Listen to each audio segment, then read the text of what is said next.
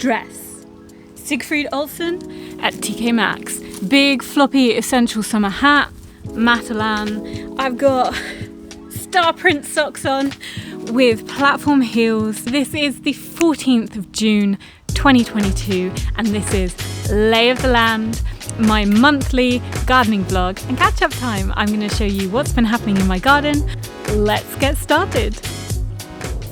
Starting, as we often do, up by the front deck, you can see that the pots which had daffodils in have now been whisked away, and instead I have these pots here which are full of different herbs. So this is oregano. This was tucked away in a border somewhere, but I brought it out now. I've got some sage in this one and some mint in this. It looks a bit sad, but that's because I transplanted it yesterday. That will soon take over the pot. These two pots are the ones that I had outside the greenhouse that had bulbs in, so they're being reused now. And this border is starting to come into its own. We've got bellflower here looking beautiful. The cosmos have been flowering for about a month now and they just keep coming.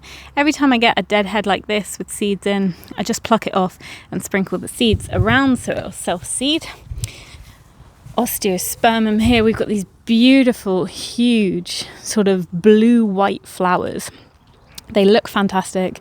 It's doing really well at the moment. It's just giving. Hebe's doing great. I've got my sweet peas starting to climb up those trellises at the back now, so they're going to give us summer fragrance when we're on the deck. And one of my larkspurs survived. I'm amazed. So much stuff that I planted in this border got slugged. It's been really damp the past couple of weeks, so the slug and snail population has just been out of control. My plum, my Herman plum, is doing really well. You can see the baby plums are starting to develop properly. They're coming along nicely. Walking down this way, we've been keeping on top of the lawn, so the lawn's looking good. And we have our black elder in bloom. This smells amazing. I really recommend this for anyone who wants a beautiful early summer scent in their garden with those lovely little star-shaped flowers. On my seedling bench, I don't have many things left. I've got these baby leeks that I need to transplant out. I've got some artichokes that I grew from seed and some onions down there, so they all need to find a home. This area's tidied up a bit. You know, I had the pots there and there. Those have become herb pots now. And as we go into the greenhouse, you can see I've got a nice thick mulch down in here of lawn clippings. This is going to help keep moisture in the soil. Also in the soil, I have a sweet potato. I've got a dahlia there. I've got a tomato that's finally taking off. It feels like it took forever to get going. We had a very sort of cold end of May, start of June, relatively speaking, so things were a bit stunted. Lots of grey days. More sweet potato, Hungarian pepper. I think this is a sunflower. I've got a cucumber at the back there. I've got 2 more sweet potatoes in pots that I haven't decided what I'm going to do with yet. The lotus is now on 6 leaves, I think. 6 and counting. I'm debating what to do. I'm thinking about getting a fish to keep in here to keep the mosquitoes down because I miss being able to see what is going on in there, and I can't do it with the mesh because if I take the mesh off, all these mosquitoes are going to come out. Up on the bench, I don't have very much left at all. I've got my mango tree. I've got 2 more mango pips that I sprouted that have now been potted up, and I've got a few little pepper plants here, but I don't know where I'm going to find space for them. On the quad, all is not good in the garlic bed. It was getting swamped out by these poppies. In fact, a lot of the garlic has just kind of disappeared. I let things get out of control. So I've kept some of the poppies in. It was literally yesterday, it was just a forest of these and much smaller ones. I've kept a couple of them in so they can flower and at least the bees can eat something. I've also got the mint that's made itself at home in this bed, and that's what I've been transplanting into the pot over on the patio. So after I dig the garlic up, which is only going to be in a few weeks, I'm thinking of putting maybe daikon radishes in here, you know, the big mooly white radishes. Over on this bed, I've got, again, another huge poppy, but some of my carrots have survived. There is also bindweed coming through. I really have to stay on top of it. And I've got this masterpiece of a parsnip. This is one of my parsnips from last year. I've let it flower this year because I want to collect the seeds.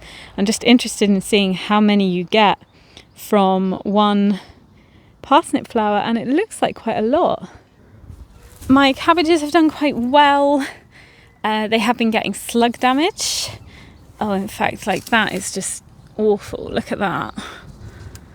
Oh, that might be caterpillar damage too, because as soon as it stops being wet and cold enough for slugs, it starts being warm enough for butterflies and caterpillar damage. So this looks awful. My poor greyhound. Oh dear. I have been using beer traps. You can see some sluggy bastards in there because the level of slug damage in this garden is just ridiculous. It really upsets me, actually. You put your heart and soul into growing these things and the slugs just get there first and they do all this damage. It looks really ugly and unsightly. It's very frustrating. Over on this side, again, on this purple sprouting broccoli, you can see extensive slug and snail damage, which is no good. But up on this trellis, one moment, we've got sweet peas coming through, and these ones are absolutely gorgeous. They're just so beautiful and they smell amazing, so I'm really happy with them. This purple sprouting looks okay. So this one will probably be caterpillared within a week. Moving around the other side, one success story was these broad beans, which I direct sowed. I'm really happy with them. They've come through. They've just got to the height where they need staking. So I've staked them. For some reason, the two either side of that stake didn't come up. So I've just kind of cross-staked this one here. And as you see, it started growing upwards. Plants actually have hormones that tell them which way to grow in response to moisture and gravity. You can see here are the bean pods. So these have flowered, they've been fertilized, and we're getting our broad bean pods in. So that's pretty cool. Something else that's been doing really well is my peas. They're not quite into an arch yet, but they will be soon. But I've got peas all over the place. Some of them I've been eating as munch too, but this is actually a variety called alderman, so they are made to be harvested as a big fat pod and eaten as peas. You can see some of the Swiss chard that I transplanted is kind of doing okay as well. Again, it's suffering quite a lot with slug damage, but there's not all that much I can do about that. This bed here, I did a really deep hardcore weed on it and then mulched again with the grass clippings. You can see some of my failed grafts where there's no new growth above the graft, but there is new growth below the graft. So I'm going to keep these alive as rootstock and try and graft them again next year. I wanted this whole area to be like beautiful potager, cottage garden, lots and lots of flowers, but these slugs have other ideas. So it's not happening at the moment. Also got this side here. Oh, I left some tools out yesterday. Naughty me. This side here, some successes. Again, you can see some peas there that are climbing up this beautiful huge trellis that I made. So I'm really happy with that. That's started to work. Some nasturtiums coming through. And then midnight sun kale here and here. Some purple sprouting broccoli here and here. Another two there. This cucumber, which is supposed to be climbing up this trellis, but keeps thinking it should be flopping on the floor where the slugs can eat it. I've got courgettes here. I have planted a courgette here and here 3 times, so 6 plants in total. This is plant number 5. Plant number 5 and plant number 6. All the rest got slugged. So this garden is all about perseverance. I just have to keep going and going and going, because if I didn't, I would just cry. I'm going to succeed, I'm going to grow my own food, and the slugs are going to die. You know? Another success is my strawberries, which are in here. These are the strawberries that I rescued from the strawberry tower that I made last year. And I had one of these for breakfast this morning, and it was just so intense. It was such a gorgeous, fresh, ripe strawberry flavour. Like, you don't know what you're missing until you eat fresh berries from your own garden. They're amazing. Rhubarb's there, rhubarb's there. Here is a success that I don't know if I highlighted last time. One of my apple grafts actually worked, so I'm really happy with this. This is a copy of our Bramley apple tree, which is our big old apple tree. I'm going to talk a little bit briefly here about our compost situation. So I turned compost from the second bay into the first a few weeks ago, and I found that it was just a bit dry. It wasn't really breaking down. So since then I've watered it a little, and now it's breaking down fantastically. So this is going to be ready to use in autumn. It just needs a little bit longer. We're now on bay number 2 filling, and I am packing this as full as I can. So every time I think it's full, I give it a good stab with a fork. It smushes down a bit more, and we just keep going. So this will be my spring compost for next year. This area here has had a bit of a makeover. My boyfriend helped me with it last weekend. Before I had baby trees, but they were in unsuitable pots and they were inside the raised bed. The raised bed wasn't really being used as anything apart from a corral. So I took out these plastic compost bins that we weren't using, scraped everything back. There's weed membrane under there, and now we have wood chip over the top from things chipped from our own garden. I've got now all of my baby trees up here, so you can see the baby apple trees that I did from seed last year. They've been repotted, they're here.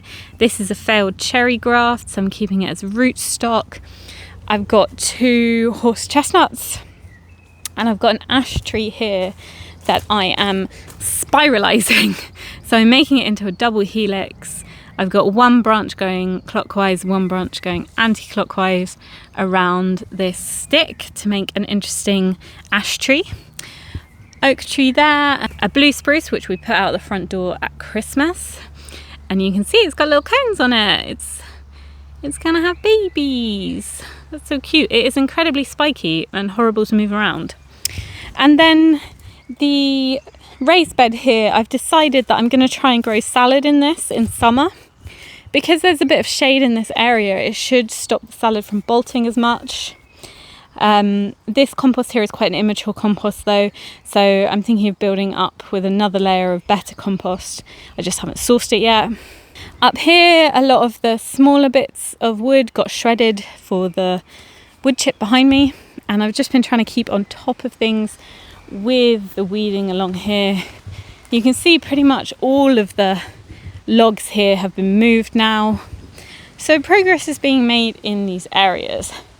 We burst into glorious sunshine as we reached the end of the garden, where of course my lovely girls are and more of my growing space is. So the old Bramley apple tree you can see just about. You can just see on the left the circles, that's some fruits. Down at the pond things are coming on a little. So I've got my Sagittaria latifolia. You can now see why it's called Arrowhead is one of its names. Beautiful arrow-shaped leaf coming through. I've got my lovely gnome there. And here you can see our water soldier had a baby. So I had one there, that's my water soldier. And then here is the second one that has branched off it. I don't know how many more it's going to make. You can also see some of my oxygenators. I think that's spiked water milfoil there. So things are growing below the surface. There is also a fucking army of mosquitoes in here. I need to get some predators on the go that are going to eat these guys. On the other side of the pond you can see that my iris is blooming. I don't really like this iris, to be honest. I think it's a bit boring. I'd rather have a yellow flag iris, which is the more natural native type or a lovely purple one. But you know, it's happy here, it's thriving, so we're leaving it for now. The no-dig potatoes, as you can see, Sharps Express, Red Duke of York and Kestrel are coming on very nicely. I've been topping up the chicken muck with grass clippings, so they're being buried a bit more. And out here in front, this is all new, this is an expansion, and again just trying to get that kind of cottage garden feel. I've put in all flowers here, so I've got some sunflowers, a larkspur, that's that purple one. I've got nasturtiums that are hopefully going to make a big carpet. I've got some surviving lupins, so we'll see how that goes. And just there you can see my red gooseberries coming through. So that's a red variety of gooseberry. And then the variety I have in the back is a green variety. Look at these feral poppies in my chickens enclosure. Don't they just look beautiful? So they won't last very long. They tend to bloom for about a week and then drop off. But they do have some recurring flower heads. They're quite nice for a kind of meadow effect. So I'm glad the girls haven't killed them. Hello, ladies. And you can see now that I have this bathtub in place. What is this bathtub, I hear you ask? Is it just filled with scum? Well, it is and it isn't. This is actually my paddy field. Yes, this is my slough paddy field. You see these little tufts of what looks like grass are actually rice, which is a grass, like most of the grains that we eat. And yeah, this is going to be my paddy field. So these are hopefully going to rise up and up and up and make rice grains as sort of an experiment. It looks pretty gross at the moment. I don't know how it's going to change over the next few months. Behind it, you can see Swiss chard. Swiss chard down there. Some broccoli behind it. And some nasturtiums. The nasturtiums are doing really well this year, actually. They're very happy. My mulberry bush here is pretty happy. That's coming along.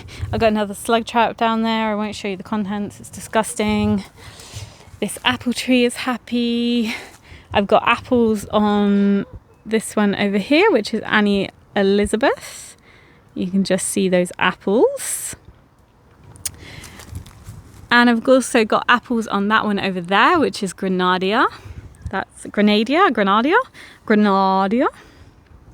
This bed here is not really being used at the moment. I'm going to dig it over soon and put some stuff in, but I'm not sure what. Again, I had some stuff in it.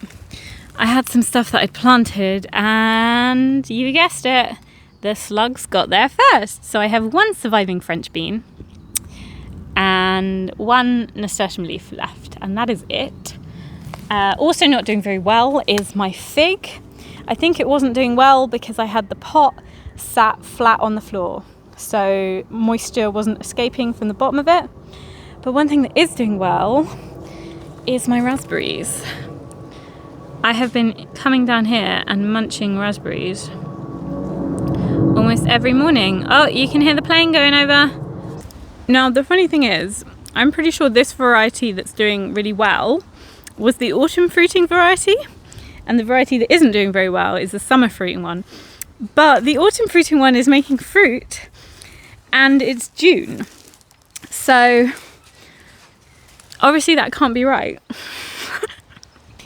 Here in my corn patch, things have not been so great. I've got 1, 2, 3, I think I've got 6 corn shoots that have come up. I direct sowed my corn this year rather than doing it in pots, but at least one of the pumpkins has survived, because I did plant up quite a few pumpkins, and you can see there's a female flower that's going to be blooming soon, so we should have pumpkins at least.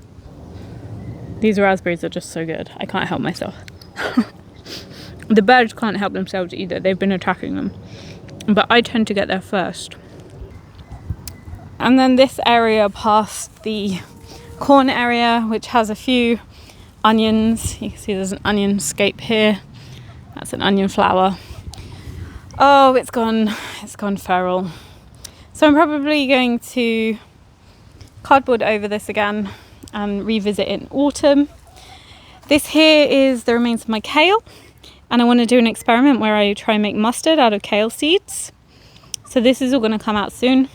I'm going to dry them off. Oh, it's all sticky with the honeydew from the aphids. Ugh. I'm going to sort that out soon. These docks I'm keeping because I want to do a craft project with them, as mad as that seems. And then here on the meadow at the end, the oxeye daisies have come. These are my favourite. I love them so much. Look at these. They're so lovely. And you just end up with a big cloud of them. And they make me feel so happy. And then it's a little bit past it now.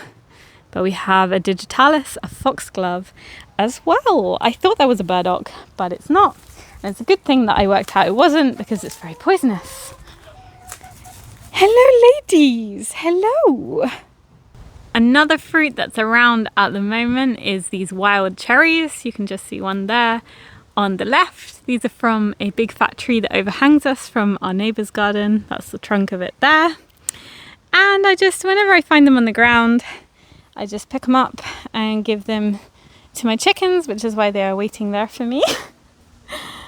But I think it's coming to the end of the season now, and the parakeets have just got to them. So I don't have any for you today, girlies, I'm afraid. So that's how my garden is doing. How am I doing? I am doing very well. Très bien. Yeah, I changed job. I now work at a Japanese restaurant in town, which I really like. My team are lovely and the food is really good, so it's always nice when you ask people how their meal is and they say excellent. I don't have to do any of the kitchen grunt work anymore, so I'm not cleaning deep fat fryers or anything like that. I'm just taking orders and making drinks and drying up glassware and that kind of thing, and I like it a lot better. So I'm good. I am working 5 days a week now, so I haven't quite got the time management down to be making videos again. So I'm aware this is my first video for a while, but I will get back at it. This is not the end of the Remade channel, I promise. I can't wait to show you how my garden keeps evolving over the years. I've got a few craft projects that I want to start, and yeah, I'm really optimistic. So thank you so much for joining me for this month's tour and catch up of my lovely garden. It's been my pleasure to host you. I will see you next time if you remember to subscribe and hit that notification bell so you can find out when I'm posting, because it's not always very clear when I am. Okay guys, I love you. Bye bye.